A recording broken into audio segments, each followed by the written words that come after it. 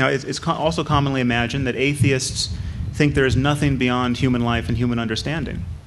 The truth is that atheists are free to admit that there's much about the universe we don't understand.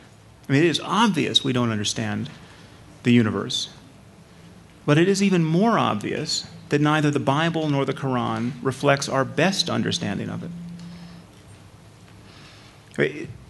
There could be life on other planets, complex life, technically accomplished civilizations. I mean, just imagine a civilization 1,000,000 years old as opposed to a few thousand. Atheists are free to imagine this possibility. They're also free to admit that if such brilliant extraterrestrials exist, the Bible and the Quran are going to be even less impressive to them than they are to human atheists. It's often imagined that atheists are in principle closed to spiritual experience. But the truth is that there's nothing that prevents an atheist from experiencing self-transcending love, or ecstasy, or rapture, or awe.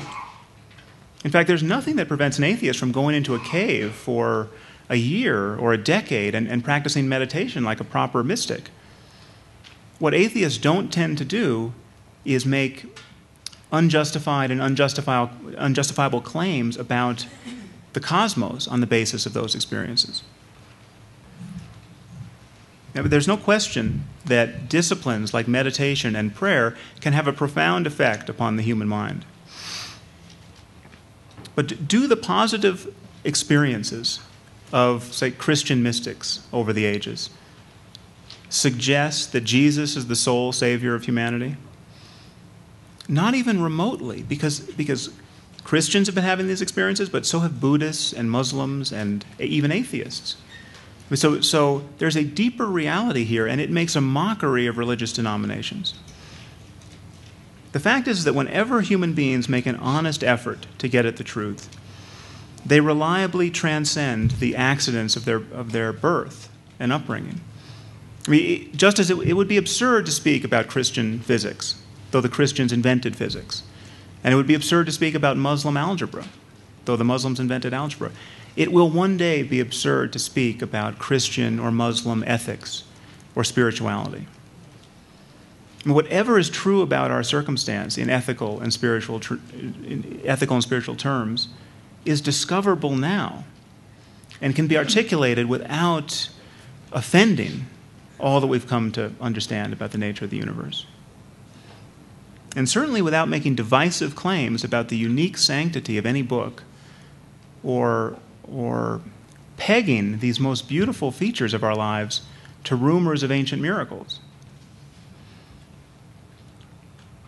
Finally, there's this notion that atheism is responsible for the greatest crimes in the 20th century. Now, this is actually, it's quite amazing to me. This is the most frequent objection I come across, so I think I should deal with it briefly. It is amazing how many people think that the crimes of Hitler and Pol Pot and Mao were the result of atheism. The truth is, this is a total misconstrual of what went on in those societies and of the psychological and social forces that allow people to follow their dear leader over the brink. I mean, the problem with fascism and communism was not that they were too critical of religion. The problem is they're too much like religions. I mean, these are utterly dogmatic systems of thought. I mean, I recently had a debate with Rick Warren in the pages of Newsweek, and he suggested that North Korea was a model atheist society and that any atheist with the courage of his convictions should want to move there. The truth is, North Korea is organized exactly like a faith-based cult, centered on the worship of Kim Jong-il. The North Koreans apparently believe that the shipments of food aid that they receive from us to keep them from starving to death are actually devotional offerings to Kim Jong-il. Is too little faith really the problem with North Korea? Is too much skeptical inquiry what is wrong here? Auschwitz, the Gulag, and the killing fields are not the product of atheism. They're the product of other dogmas run amok. Nationalism, political dogma. Hitler did not engineer a genocide in Europe because of atheism. In fact, Hitler doesn't even appear to have been an atheist. He regularly invoked Jesus in his speeches. But that's beside the point. He did it on the basis of other beliefs, dogmas about Jews and the purity of German blood.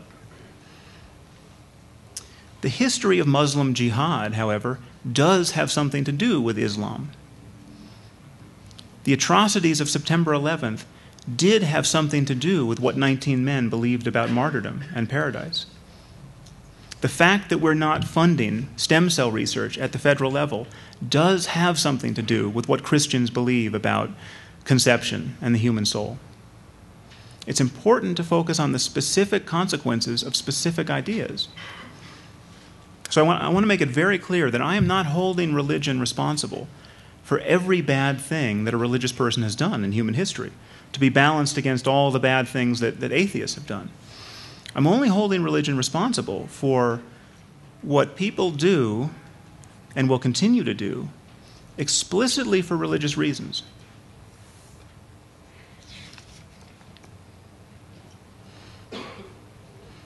So I submit to you that there really is no society in human history that has ever suffered because its population became too reasonable, too reluctant to embrace dogma, or too demanding of evidence. So in conclusion, let me say that I think civilization in the 21st century is passing through a bottleneck of sorts, formed on the one side by 21st century destructive technology, and on the other by Iron Age superstition. And we will either pass through this bottleneck, more or less intact, more or less painfully, or we'll destroy ourselves. Now, perhaps this fear sounds grandiose to some of you, but the truth is that civilizations can end. In fact, every civilization in human history virtually has ended. Over and over again in history, some unlucky generation has had to witness the ruination of everything they and their ancestors had worked hard to build. We are part of history. There is no guarantee that things can't go spectacularly wrong for us. In fact, it's an article of faith in many religious communities that things will go spectacularly wrong, and that this is a good thing. 79% of Americans think that Jesus is going to come down out of the clouds and rectify all of our problems with his magic powers at some point in history. 20% of Americans claim to be certain that it will happen in their lifetime. This is precisely the sort of thinking we do not need. And I think it should be rather obvious that prophecies about the end of the world could well be self-fulfilling. So in the uniqueness of our circumstance with respect to the growth of technology, I think also shouldn't be ignored. I mean, not only is technology growing, but the rate at which technology is growing is also growing. I mean, futurists like Ray Kurzweil have said that the rate is doubling every 10 years. So that if you look at the rate at which technology was growing in the year 2000 as your metric, the 20th century represents something like 20 years of change. Now we're in the process of making another 20 years of change in about 14 years, and then 7, and then 3.5. If this trend continues, the 21st century won't represent 100 years of technological change, but 20,000 years. I mean, 20,000 years ago, human beings exactly like ourselves, with the same size brains, the same biological capacity for creative thought, had been languishing for at least 100,000 years and had produced nothing more complicated than a bow and arrow. We went from a bow and arrow to the internet in 20,000 years. Imagine seeing this much change in a single century. And let's be utterly conservative. Let's just say we're going to have as much change in this century as we did last century. Even this is sobering when you recognize who is going to have access to this kind of technology. I mean, just look at how the internet has facilitated the global jihadist movement among Muslims.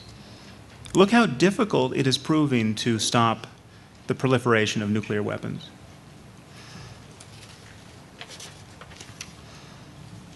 So I think if we accept the I think quite reasonable premise that it's going to remain easier to break things than to fix them or defend them, The growth of technology is quite sobering in the way that it is interacting with religion, especially in a world that has been shattered into competing religious and moral communities, and especially among communities who think death is an illusion, that this world is fit only to be consumed by God's fury, and that the destruction of every tangible good will itself be the highest good because it will be a gateway to eternity.